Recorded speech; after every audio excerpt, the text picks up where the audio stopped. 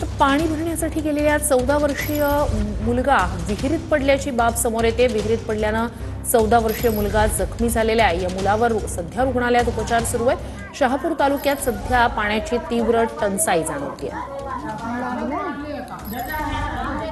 दृश्य आपण शहापूरमधली पाहतोय। सध्या या ठिकाणी तीव्र पाणी टंचाई आहे। अशातच विहिरीत पाणी आणण्यासाठी उतरलेल्या 14 वर्षाचा मुलगा हा विहिरीत पडला, तो जखमी झालेला आहे। सध्या त्याच्यावर रुग्णालयात उपचार सुरू आहेत। मात्र पाणी भरण्यासाठी या ठिकाणी विहिरीच्या आजूबाजूला किती मोठी स्थानिकांची गर्दी झाल्याचं आपण पाहतोय। त्यात काही तरुण हे या विहिरीत पाणी आणण्यासाठी उतरलेले होते। त्याच वेळेला 14 वर्षीय मुलगा विहिरीत पडलाय।